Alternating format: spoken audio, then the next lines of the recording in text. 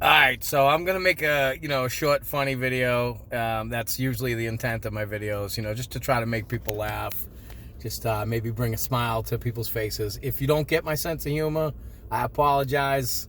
That you don't get it. But I'm not trying to offend anybody, so I'm gonna stop the video off like that. So I want to tell you how me and my friends grew up as feral cave children, pretty much. You know what I mean? Most of my friends' parents were pretty well off, and they did vacation a lot, and they would just leave. We were like 14, 15, 16, up until our 20s.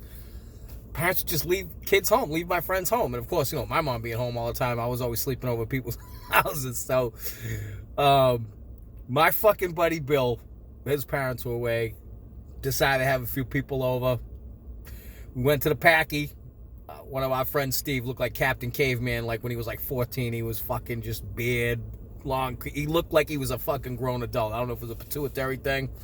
So he would always buy beers. So we were taking a ride to the Packy. It's the winter time.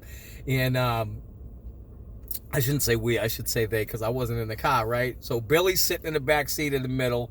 And then there's my buddy Steve. And then this girl that's next to him. And I forget who was driving and who was in the front seat. But they're almost back to the house, and Bill's like, oh, my God, I don't feel good.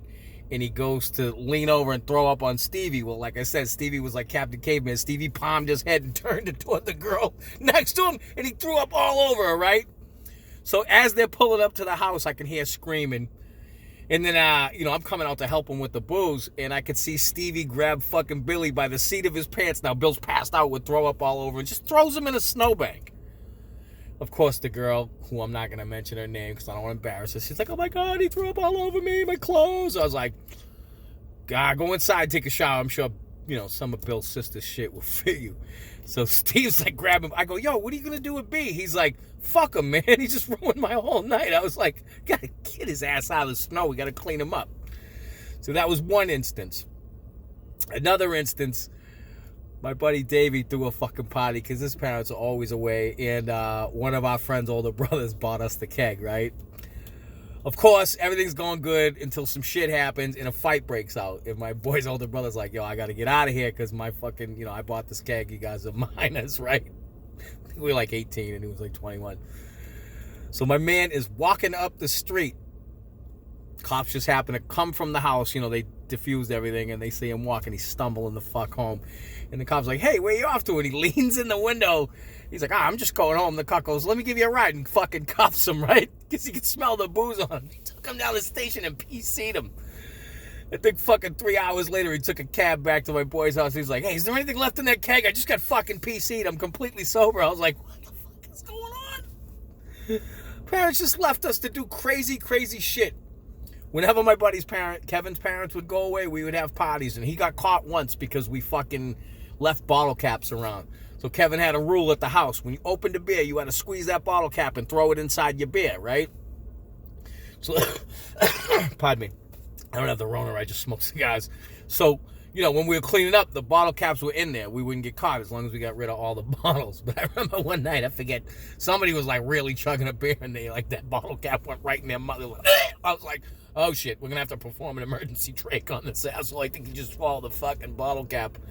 Luckily, they didn't swallow it. But yeah, man, we were feral kids. My buddy Mikey, his mom would go camping and hiking and shit and leave his ass at home and be like, yeah, here's a couple $100, go grocery shopping, I'll be back in a month. My boy would be like fucking, by himself on the porch, smoking, reading books and shit, making a month's worth of burritos. He'd be like, yo, where's your mom? He's like, I don't know, she's away. I'm like, why are all the fucking lights off? He's like, I'm not sure if she paid the electric bill. That she always paid him, but Mike was an odd kid, man. He just didn't give a fuck about being alone.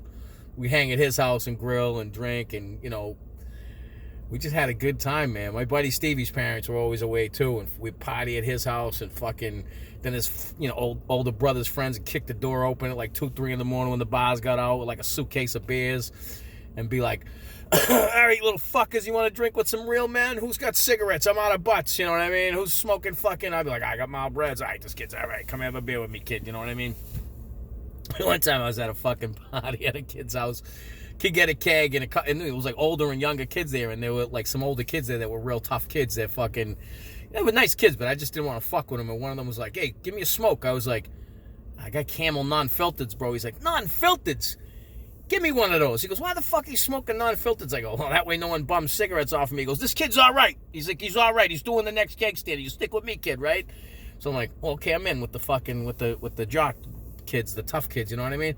This fucking guy picks me up by my back pockets to do a keg stand and rips the back pockets off my pants. I'm like, bong, off the fucking keg, split my fucking head open. I did a good keg stand, though, but yeah, fucking, I can't believe that we're alive. And we were unsupervised. I mean, fuck. Me and my buddy Bill, we got a hold of some fucking books to tell you how to make shit. You know, when we were kids, we were fucking blowing everything up, fucking lighting shit on fire. You know, shit you do when you're a dummy. But yeah, I hope this makes people laugh. Yeah, we were like feral cave children. And then the parents would come home and be like, are you all right, honey? Was everything okay? You know, by then we'd repair all the damage and clean the place up and shit.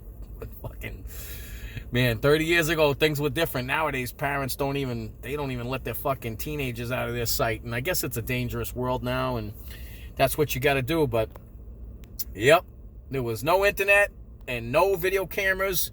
And thank God we're all alive. And I bet you anybody my age could probably relate to this and probably has a ton of stories too.